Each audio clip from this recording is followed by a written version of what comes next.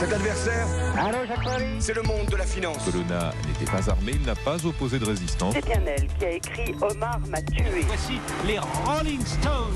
Charles III est le nouveau roi d'Angleterre. Pendant plus de 50 ans, il fut l'héritier de la couronne et à ce titre, le prince de Galles. Bonjour Lord d'Autriche. Bonjour Dimitri, bonjour à tous. C'est le 1er juillet 1969 que le prince Charles devient prince de Galles.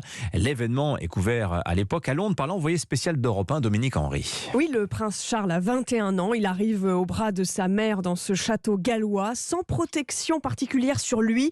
Il en a pourtant été question parce qu'on est à une époque où plusieurs attentats sont commis par l'IRA, organisation qui lutte contre la présence britannique en Irlande. Le prince Charles ne portera pas d'armure. La nouvelle est confirmée, et cela malgré l'explosion d'une nouvelle bombe à Cardiff et la découverte par la police d'un plan d'action des nationalistes gallois qui envisagent de couper le courant ou même de se jeter eux-mêmes devant les carrosses royaux. La cérémonie du couronnement dure 2h30. Le prince Charles prononce quelques mots en gallois et un hymne gallois est chanté.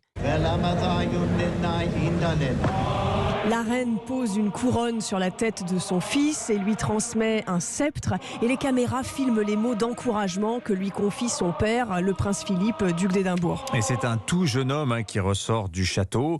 Son attitude, son comportement sont très commentés. Oui, parce qu'il ressort revêtu de ses nouveaux habits princiers, coiffé d'une couronne qui donne l'impression que Charles est un homme qui vient de l'espace. C'est ce que disent à l'époque quelques commentateurs. Il marcha d'un pas moins assuré et visiblement il luttait de toutes ses forces pour maîtriser une émotion sincère. En fait, il était au bord des larmes.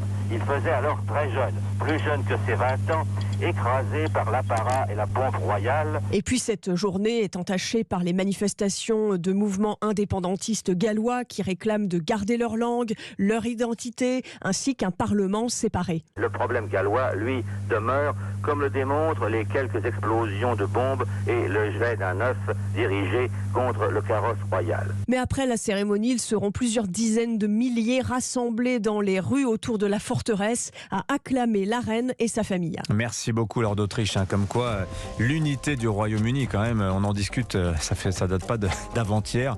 Et je rappelle aussi que la famille royale britannique a été marquée par l'assassinat en 79 de Louis Mountbatten. Ça, on l'a un petit peu oublié, assassiné à l'époque par l'IRA.